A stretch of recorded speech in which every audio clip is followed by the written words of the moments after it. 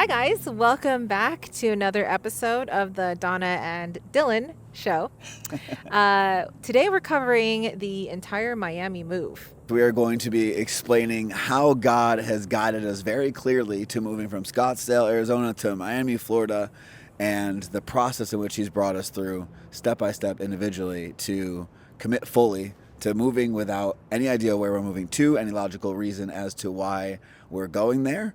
And we're just going to put everything that we own in a pod and drive out there and find our home once we get there, as well as the power of both having an intimate relationship with God to guide us both individually and together within our relationship. Amen to that, brother, husband. Okay, right. Go ahead, baby. Do you want to start off the story? Kick us off. Sure. I am going to change my sweater. I as a knew matter of it. fact. That fast, y'all. Oh, yeah. Give me the fur. Give me the fur. I'm going to enjoy this fur coat for a little bit longer because Yeah. I probably can only use it today for the rest of the year. Yeah. Okay. We have about less than 60 days before our lease is up, and we knew that we were wanting to get into a house. So we were looking at houses in North Scottsdale area that are still close to our church, like within 20 minutes away. We literally did not want to leave further than 20 minutes from our church.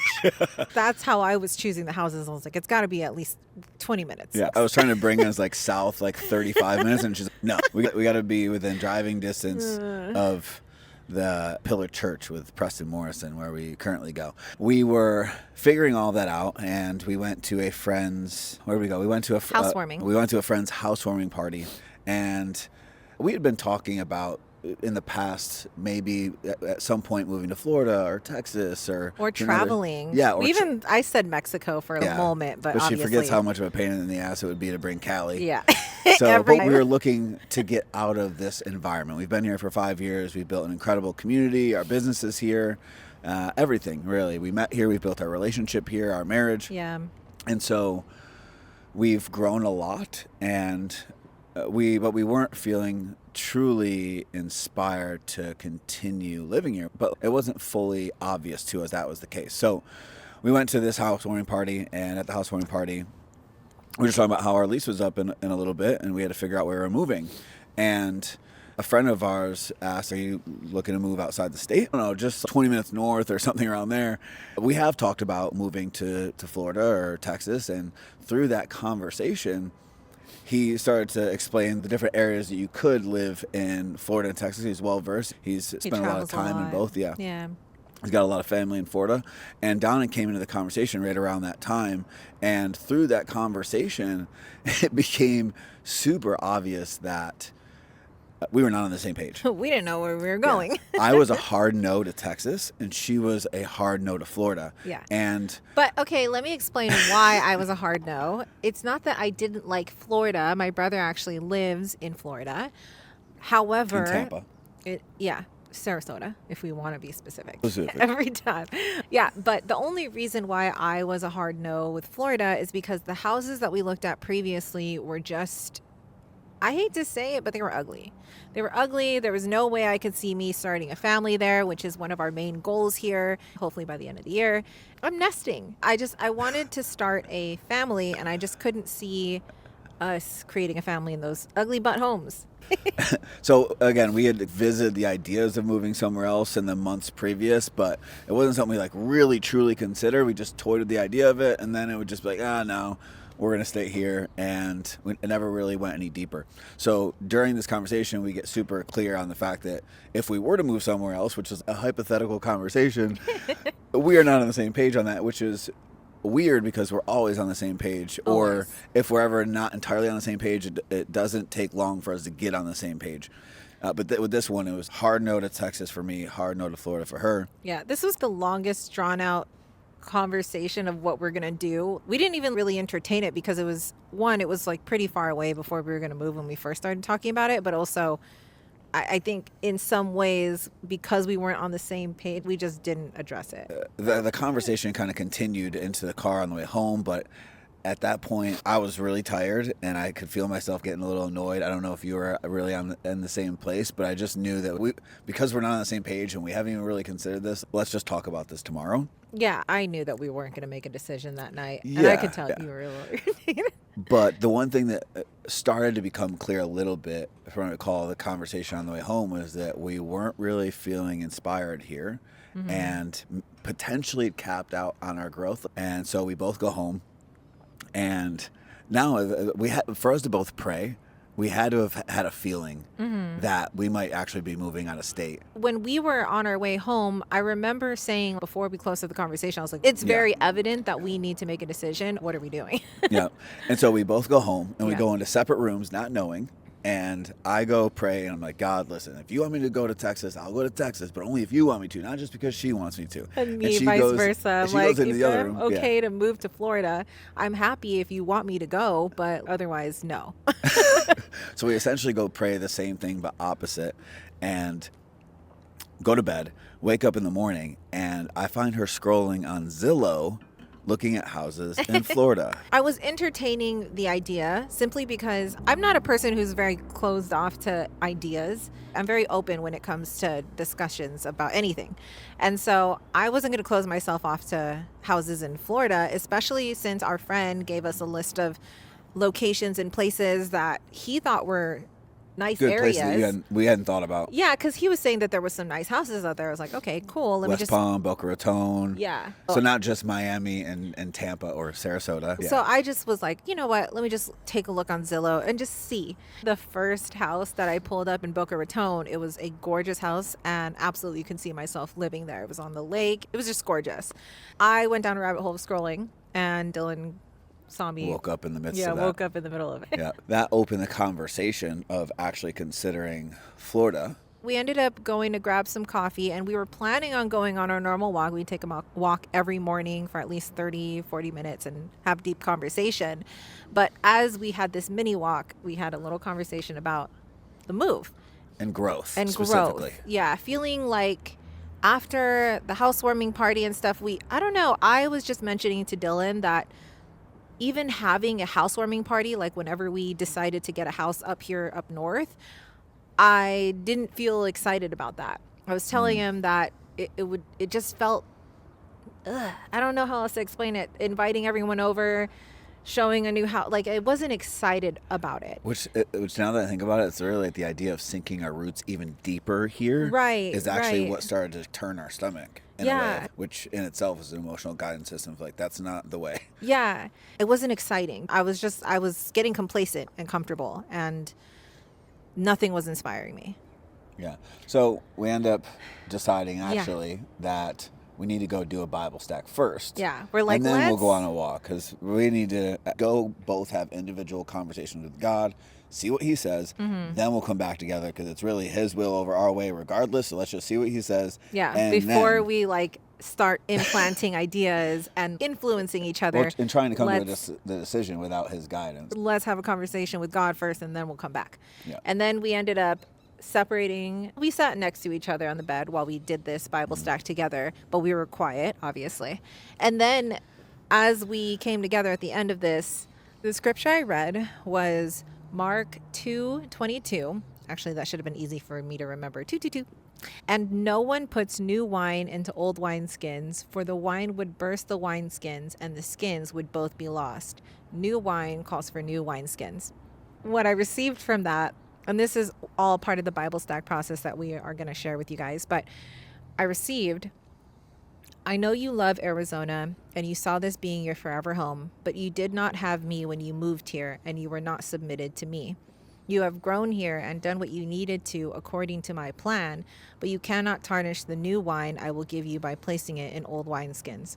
I'm asking you to keep moving. You asked for stability, and I have given it to you in your finances, but to grow, you must move into new places that will inspire creativity, in new places where you will be surrounded with newness. There is a reason you feel numbed to new experiences here, and the moments of excitement are short-lived. There is a reason you don't feel called to spend more time with the people around you, and instead consume yourself in work. You are not inspired. You are showing up daily, but you do it out of consistency and not creativity. Think, what would you feel if you moved into a new house in Arizona? Does it inspire you? Or does it bring you comfort? You do not need comfort in worldly things, for you have found it in me, and I will be with you wherever you go. So that's what I received. Yeah, and then the other part was I highlighted the skins would both be lost.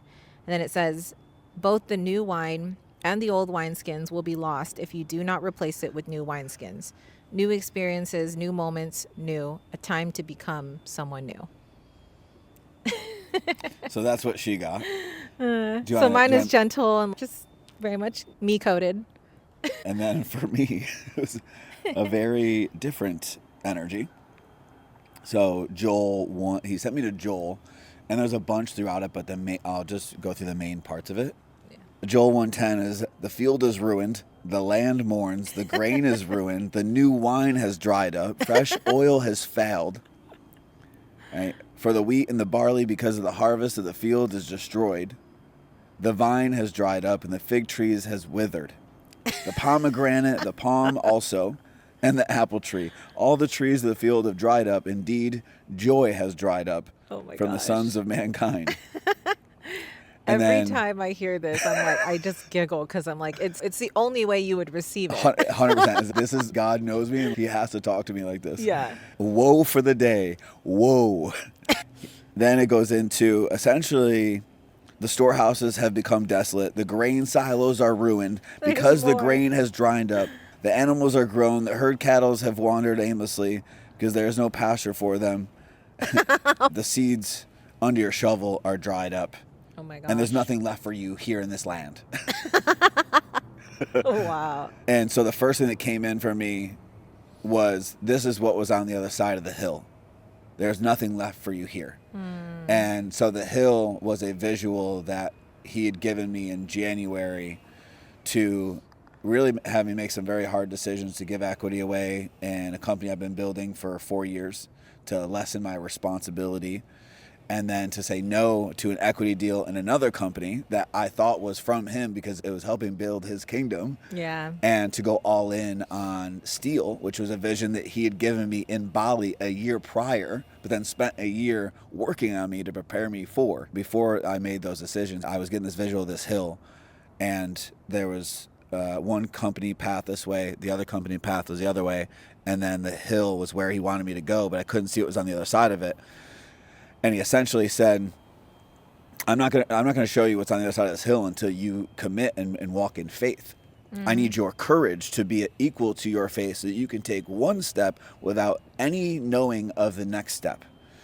And once I made that decision and committed to walking in the path that he has set out for me, instead of the vision I had for my own life prior to coming to Christ and building a relationship with God, that is when this next part of our, the next step was revealed, which was this moving to Florida. Essentially what came in was, you've been here for 5 years, you grew tremendously, you built a nice life for yourself, you built a good name for yourself here, but what once was a new land has become a limitation.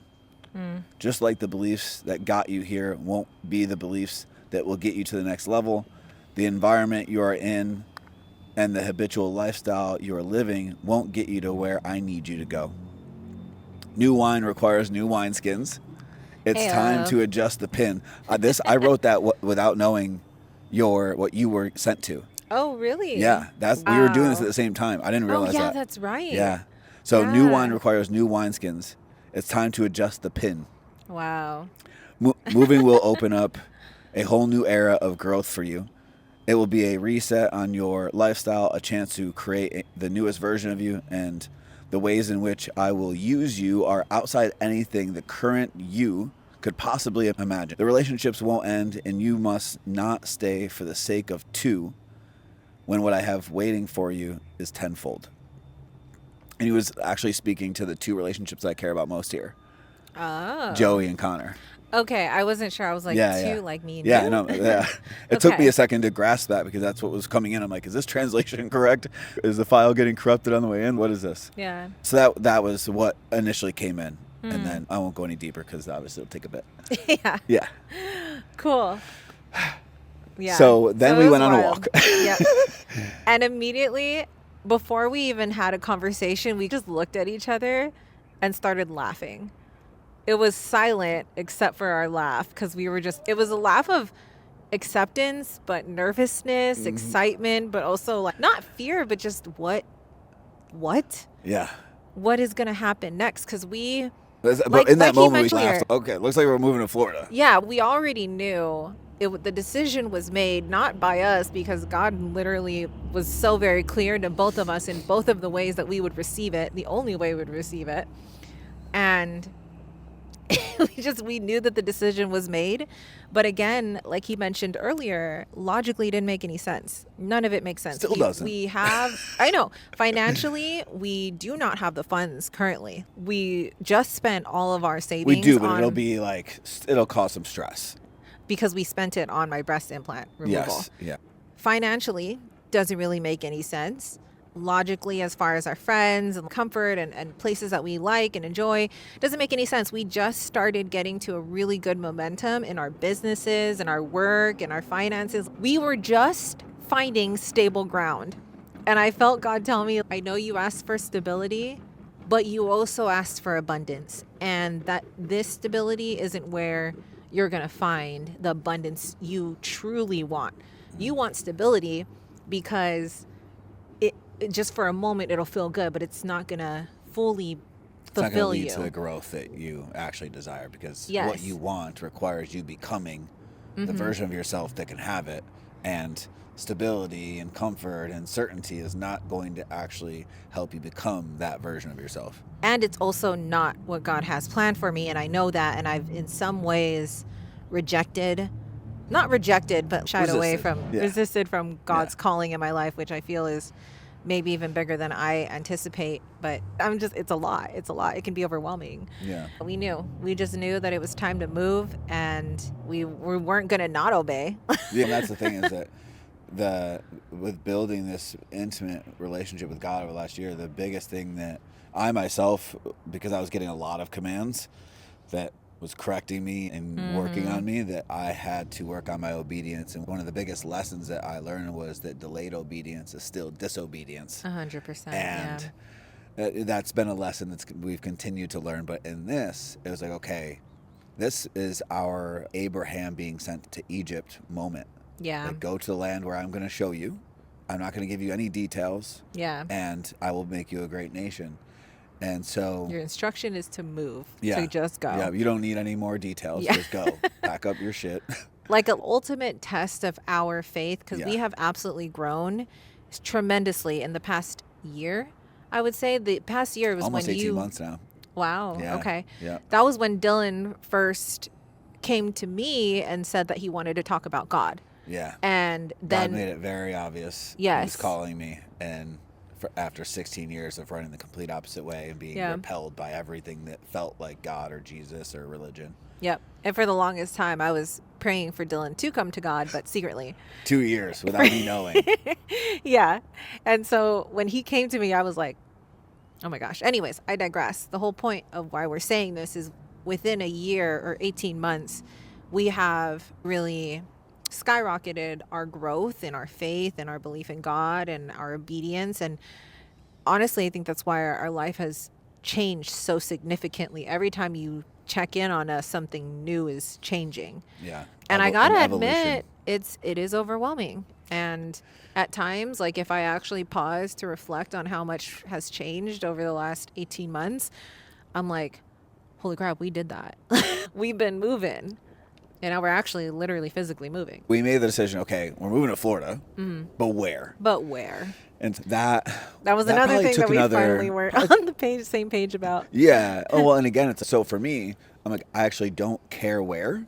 I just care that it's where he wants us to go.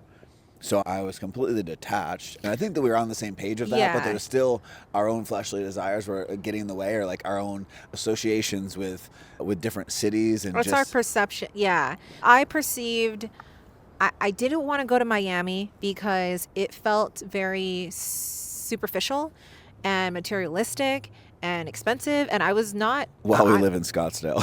I know. That's what I'm saying, but it's like a glorified Scottsdale. Yeah. I thought it was just like a giant Scottsdale, and I'm like, I don't want to do that again. I don't care about the materialistic things. I want to start a family. And that was the most important part to me. I wanted a house that I could raise a family in, and I want community. That's all I cared about. But obviously, whatever God says, I'm submissive to it. Yeah. So we started just diving into doing Bible stacks, like hoping that somehow, some way, he was going to make it clear what city, which like through the word, I even had some doubt. Yeah, I'm like, I don't know how if he's going to say exactly. Yeah, I'm like, the word Florida, the word Miami's not in here. I don't know how he's going to communicate to us a specific city that he wants us to move to, but I'm just going to keep trying. He's done crazier things in our lives over the last year and a half. Let's just check it out. And for me, I wasn't really getting anything. Nothing was coming in. There was no clarity. And I had been guided to a part in, I believe it's Genesis, where Jacob wrestles with an angel and then names the mountain that he's on Peniel. And that leads me to remembering that throughout my spiritual journey, there was a moment where I had, not to go into this crazy thing, but I had what I believe to be a Kundalini awakening that then led to my pineal gland vibrating really intensely.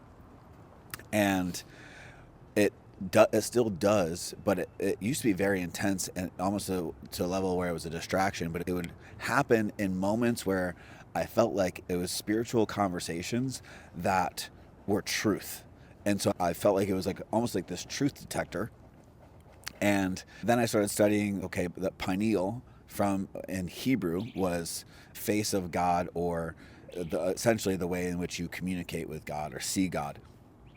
And so I then went back and forth where I'm like, okay, I prayed, I'm like, God, I want you to strengthen my pineal gland and make it vibrate like you do, but when I'm choosing the right city. So I went back and forth. I'm like, okay, is it Tampa? Nothing happened. Is it Miami? And it vibrated. I'm like, okay, interesting. I definitely didn't expect it to be Miami. And I had my own associations like her, where I'm like, I was not hoping it to be Miami by any means. I also wanted Tampa because it logically made way more sense. And so I went back and forth between Miami and Tampa, and it would vibrate on Miami, but not vibrate on Tampa. And I'm like, okay. And I checked in with that. I'm like, this actually feels good. I'm like, I don't know why. It doesn't make any sense, but Miami feels good. And I brought that to her, and she wasn't necessarily feeling it. Yeah, I personally, I felt like this isn't what my logic was, and why I rejected it. I'm like, I know that Dylan's mentor is in Miami. I feel like there was a little bit more motivation for Dylan to want Miami. And so I didn't want it to be a decision that was made off of personal things. I wanted it to be something that was absolutely very clear that it was God directing us. Yeah. And I, on the other hand, was like, okay, let me do my own Bible study, my own Bible stack. Well, before that, real quick, because we missed something. So we went on a walk afterwards, and from my perception, by the end of the walk, we decided that it was Miami. Like, you were open to it, and I thought we decided Miami. And then a day or two later, at night, you started expressing some doubt around it, like on our night walk, that I thought was just like some insecurities, right? It's like just things that I don't know if you want to talk about that at all. But Ben had mentioned that, like, how amazing Tampa actually was to move into. Yeah, that's after that. Yeah, she started expressing that doubt, but I thought it was just like normal, like questioning the decision, but not like really questioning it. And then the next day, I went to Global Ambassador, ended up having a conversation with Ben, and he made a really good argument for Tampa. And I'm like, no, dude, like we already made our decision, because I felt good about just having clarity. But I still mentioned it to you when I got home, and that's when you opened up about how you were like truly actually doubting the decision. It wasn't like a full-on doubt. So for me, in my mind, the decision wasn't made. It was, we were having a discussion, and Miami did feel like it could be there, but I wasn't sure. I hadn't taken the time and space to actually speak to God personally about the location. And so when we were having the conversation, I hadn't clarified yet. And so I decided, I'm like, okay, I haven't had this conversation. Dylan and I are like, we're days in on this decision to move to Florida. We need to make a decision on the place already. I was very intentional when I sat down that morning and I prayed to God, before I got into my Bible stack and said, God, I really need to know what part of Florida are we moving to? Are we going to Tampa? Are we going to Miami? I need to know just so that we can start making plans. Obviously, we can't just go completely blind. Florida's a big state. Hop around each city. Yeah, we could, but so yeah, I knew that there wasn't going to be Tampa or Miami in the Bible, so I made it basically a yes or no kind of question, and I said, God, do you want me to live in Tampa, Florida? And I skimmed my fingers through the Bible, as I often do when I'm asking a specific question from God, and waited till I felt like I could follow. On the tabs? No, not on the tabs. I always Okay. skim the top of it because the tabs, it's separated, so it makes me get to the front of a book, of a chapter. Oh, that is what I used to do. Thank you for a reminder of that. Of course. Yeah. So yeah, I just skim the top of it and I wait to see if I feel a connection with any of the pages. And so I found the page, and let me just read you what I find, because it's literally called The Cost of Following Jesus. It's crazy. I don't know how much more obvious that could get. Anyways, it's about to get more obvious. I had some crazy Bible stacks, and this one blew my mind. Yeah, this one was the most clear that I've ever received from God. Yeah, you can't argue with us that God's not communicating very clearly with us Yeah. with this one. Okay, so it's called The Cost of Following Jesus. And it was Matthew 8:18 through 22. It says, when Jesus saw the crowd around him, he gave orders to cross to the other side of the lake. That part stood out to me, other side of the lake. Then a teacher of the law came to him and said, Teacher, I will follow you wherever you go. Jesus replied, Foxes have dens and birds have nests, but the Son of Man has no place to lay his head. Another disciple said to him, Lord, first let me go and bury my father. But Jesus told him, Follow me and let the dead bury their own dead. That's immediate obedience. Yeah, he's is what basically saying, asking of you. You drop everything. I'm telling you, we're going. That's where we're going. So again, I bolded. He gave orders to cross to the other side of the lake. And for some reason, and I never do this, unless something really sticks out to me, I'll dig a little deeper. But I looked up I felt like he already gave me the order. To me, it felt pretty clear that he was saying, not Tampa, the other side of the lake. But just for, You really needed some. I just needed a little bit more of a solid, clear, super clear explanation. So I'm like, let me just see where Jesus was traveling at this time, just to see, because like, how wild would it be if it looked exactly like it does on the map? And so I pop up, and I'm gonna screenshot it and put it right here. Sea of Galilee. This is where Jesus was, and he traveled, I always get this wrong, southeast to the Gentile side.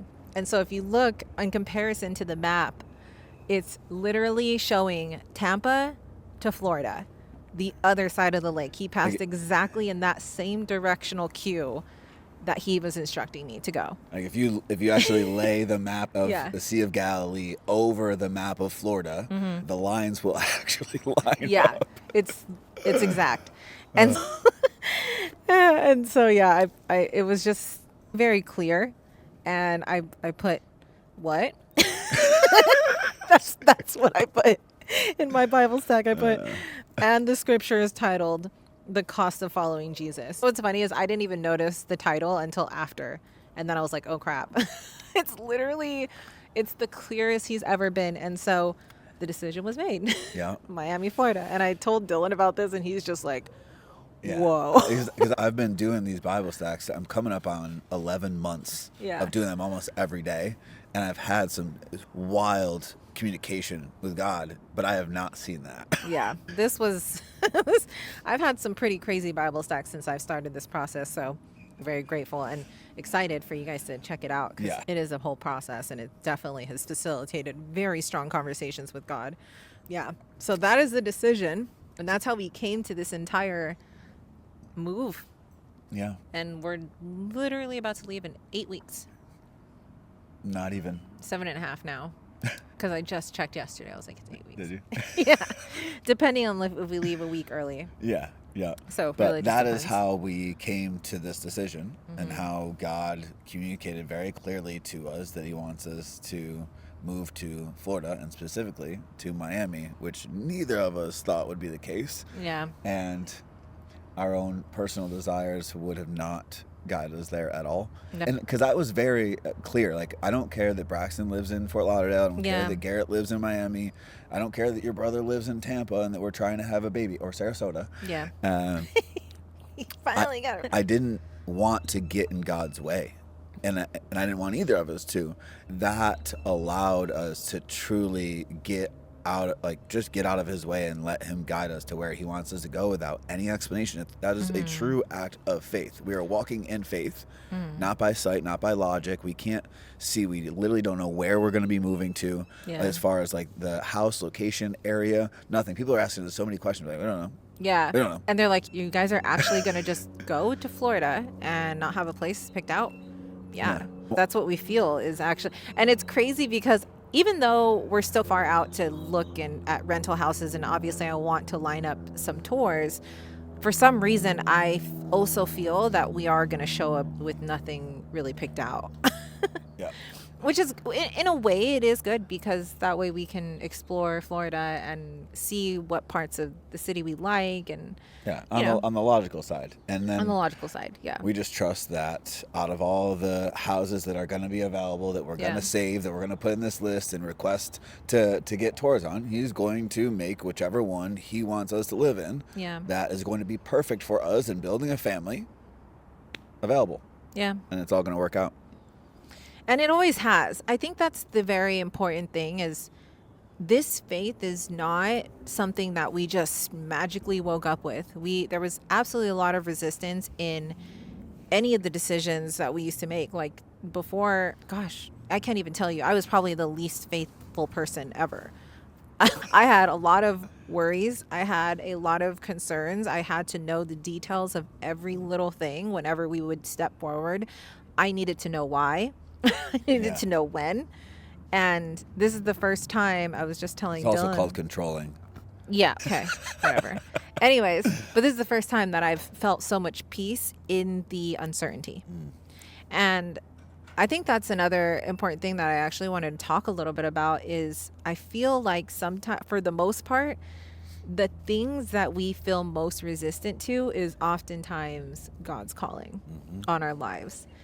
And I really want to preface before we get into this conversation, the fact that we prayed for our personal desires to be set aside in order to make room for God's plan. That was something that we did, that I did constantly before I even asked the questions. Before I asked God, are we going to Tampa? Are we going to Miami? I would always say, God, please rid me of my own personal desires so that I don't get in the way of your plan. I did the same thing. Yeah. And I think that's important because sometimes if we don't start off in that way and we're like, God, I want this and this, it's so easy to get the message confused and muddied up with your own desires. And so asking God to cleanse your heart, asking him to clean up your heart posture, to make it pure and make it known that it is his plan you want to follow and not yours. I want to ask, how important is it to you that both of us have this relationship with God, that we were able to come to this decision, and why? I think it would be much more difficult to lead this relationship from a godly place and through my relationship with God, because if you didn't have the same faith and belief and intimate relationship and your ability to go to him, to the altar, and have these conversations and have him also guide you to the same decision, then you would be... Oh no. Every time. Oh no! Dang it. Okay, I'm going to keep going. Okay. You would not be as trusting and be way more resistant to that decision and that direction, and because then I would think it's all your own selfish desires, right? And yeah, because even if I'm like, listen, this is God and you trust me, it's, is it really God? Is it, or is it just because you want to go to Miami and you want to be around your mentor and you want to live, you've been saying that you wanted to live on the beach, like which all was these my things. initial response when he said Miami. I think that's important. Yeah, like absolutely. We truly cannot just, if we don't have our grounding in God or a higher power, we truly look at the other person and we judge it based off of their personal preferences. We're like, it's and the lens we see them through of what we think their desires are. right. Yeah. Whereas each one of us got our own personal message, which made the direction very clear. Yeah. And even in that, I'm like, when she was questioning like not my integrity around the decision, but where it was coming from, I'm like, yo, I am so detached. Like when I thought we had made a decision, Yeah. and then all of a sudden you're like, I don't know, and I was like upset about it. It was more so because I'm like, now we're back on the fence. I don't want to be on the fence. I thought we were making a decision. I got excited about Miami, and now all of a sudden you're questioning it. Like, if he says Tampa, I'm going to Tampa. If he says to go to Spain or Vietnam, or he wants us to move to the Philippines with your freaking family into Pagadian, I would go. See, the thing is, though, is if you do not have a personal relationship with God, you will often question that the other person, even if it's somebody you love, if they're coming from a selfish place or a place from God, because there's so many times where people use from God and completely lie. Yeah. Or they truly think it is from God, but it's actually their own selfish desires. And so that's why it's so important that each person has their own relationship with God, not one leaning on the other. You both have to be hungry for God. And truly in integrity with the word, because I also think Yes. that's why Christianity and Christians themselves have such a black eye. 100%. And because of this plastic wrap, sanitized BS life Disguised that they live, as just love this for complete God, or- mask where they're yeah. not truly living out like the whole saved, always saved idea of I got baptized, I'm good, I can go do what I want. God's grace is gonna save me. He'll forgive me for whatever I do. I'm just gonna live through my fleshly desires. Yeah. That is not the case. And what comes after that is supposed to be sanctification, the pursuit of being more like Jesus. And because so many don't actually do that, like I talked to somebody the other day that says that they've had a relationship with God for 20 years, 25 years, has been reading the Bible for just as long. But when I mentioned sanctification, he asked, what is that? Oh, okay. Yeah. So that's proof that you can read things and stay on the surface but never go deep.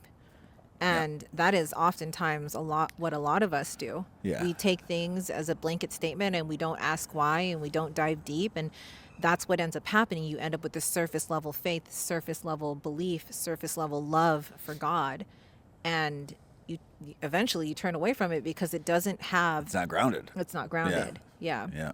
Yeah. So not to go on a whole Tangent. rant about the poor, That's another podcast. the poor behavior of Christians that make other people turn away from it. But Yeah. Christians. jeez, That's kinda good. That is good. That is good. We're gonna clip that one. Also, Clip it. earlier when you said I used to be the least faithful, I'm gonna clip that one to make you sound like a cheater. Towards God. I was least faithful. Towards God. All right, anyways. what's the next question here? I think we covered a lot in this entire podcast, and I hope that what you guys are gathering is an idea of what true obedience and following God with full faith, with no details, could look like, right? We truly don't know what is on the other side of this, but we do trust that God is going to provide, protect, and guide us throughout the entire process. Because if He's calling us to it, He And will he's bring gonna us bless through us it. and he'll take care of us, and so that is what actual faith looks like. Yeah. I wanted to say this one more time. If He calls you to it, He will bring you through it. I just wanted to clip That's it. really good. Yeah, that's my favorite thing every time now.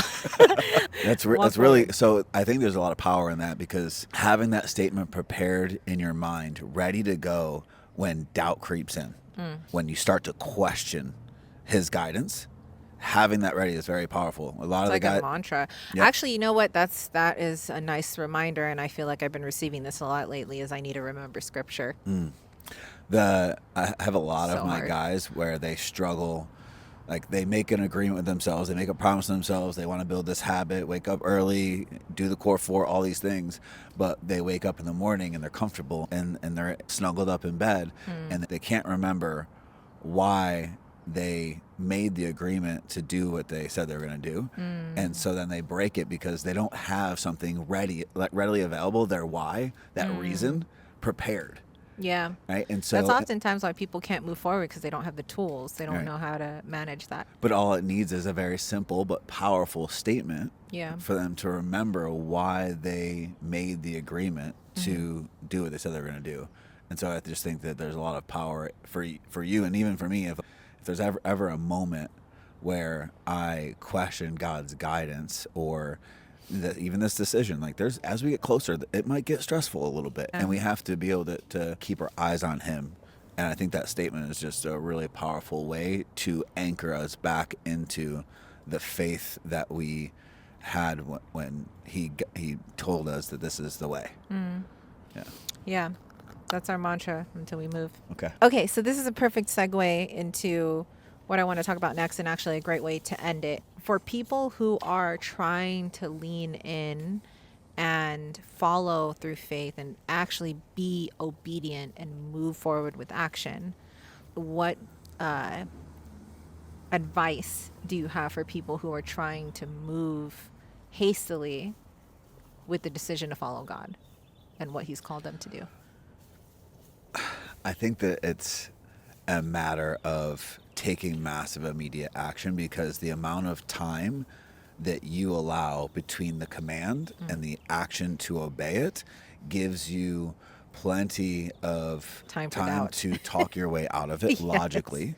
Yeah. And to give yourself excuses and it's not the right timing, whatever. Like, you don't know. You don't don't. know when the right timing is. Only God knows. And so if He's giving you a command, if He's guiding you to do something, then do it. I had this conversation on another podcast, actually, where it was talking about intuition before I had developed my relationship with God. And I had seen it the same way, where it's like, if you have an intuitive feeling to do something, you have to do it quick, because as soon as that feeling goes away, the logical mind will take over and it'll actually guide you away from it. Yeah. And that's where so many people get stuck, because they give too much time to make decisions.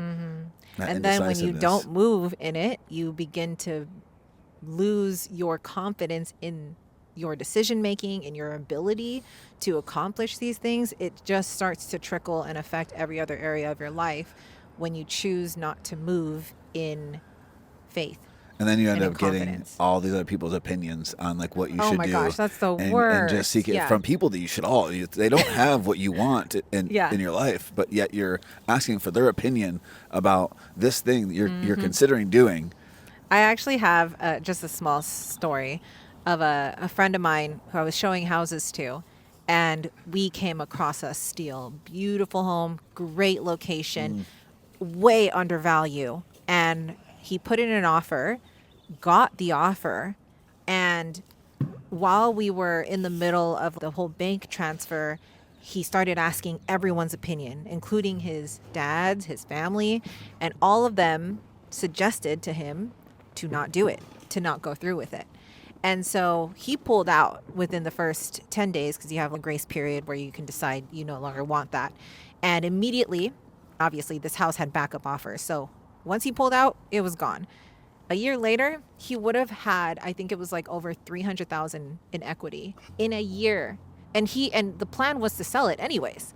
So it was wild, because what happened is he got too much other people's opinions of people who didn't know what was actually going on, where he was at financially. They were just projecting their own fears of the decision he was making, and they were trying to be good friends. They did, and they tried to be good parents, but ultimately led him astray from what could have been a huge blessing for him.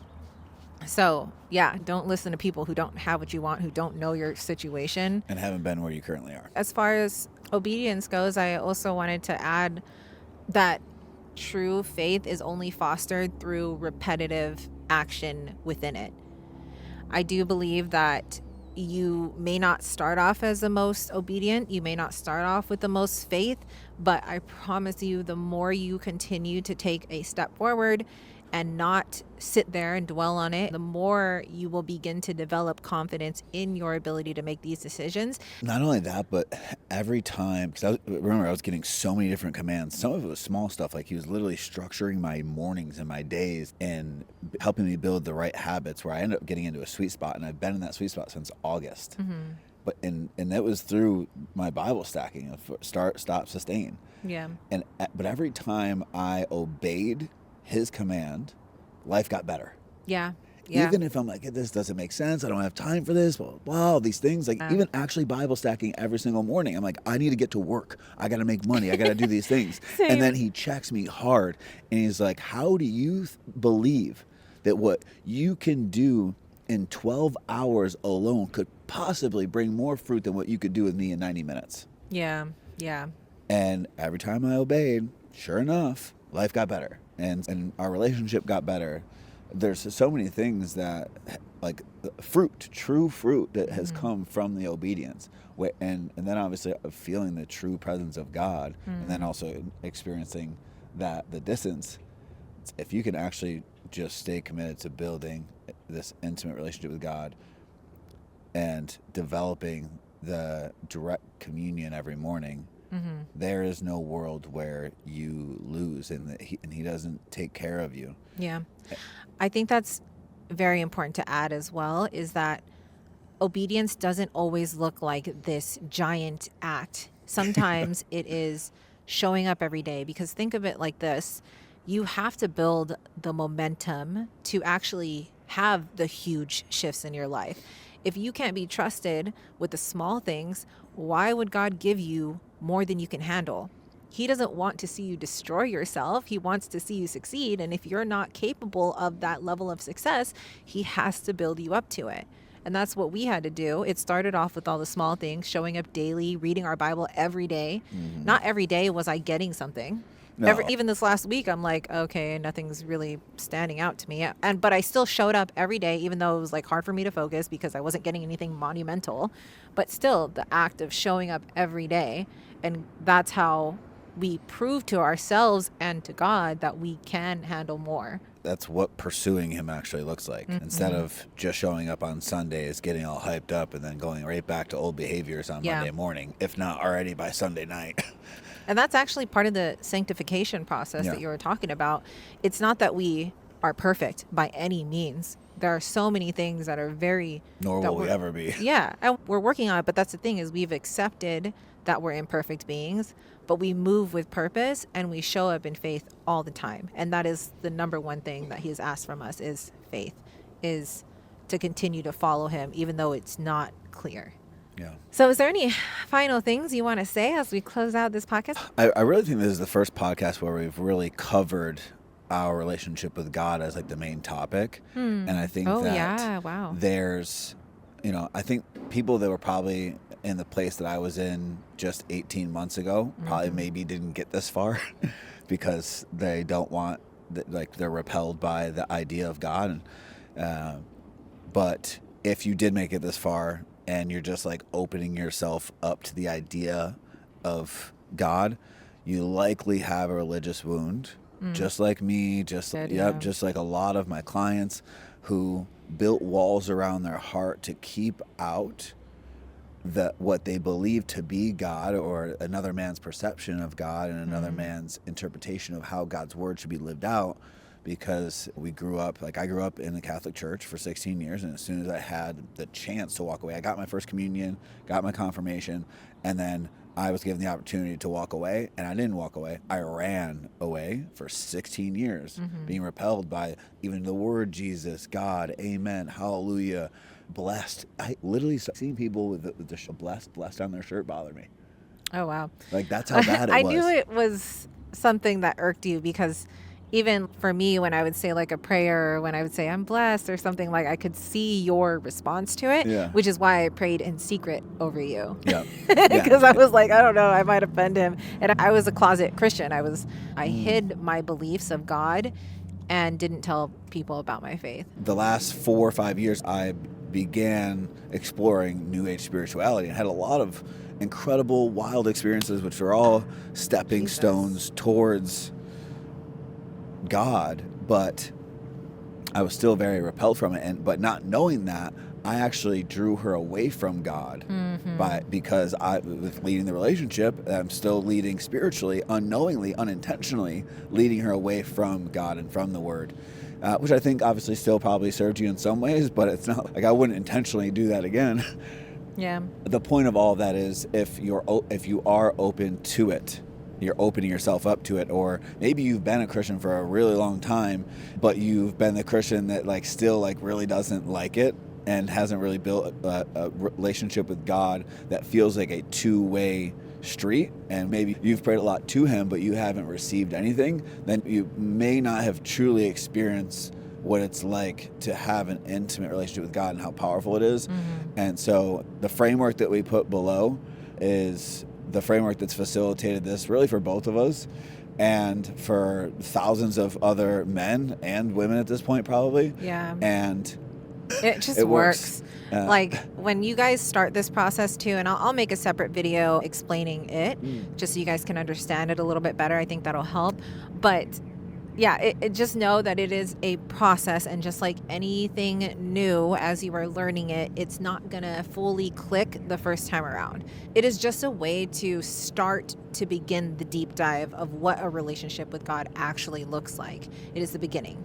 Yeah, I hope you guys really enjoy it. I hope you guys enjoyed this video. If you haven't already, please don't forget and subscribe. Definitely Send us subscribe. some love, and we'll see you next time. On the next episode of the Danna-Gift Show. And Dylan. Yeah, Danna and Dylan. Well, he's here now. We don't know what's going to happen next week. He might be here and we might not. Who but knows? We'll stay married, that's for sure. Because I realized after that, I was like, he might not be here. What do you mean? I don't know. Okay. All right, let's get out of here. Take care, y'all. Bye, guys.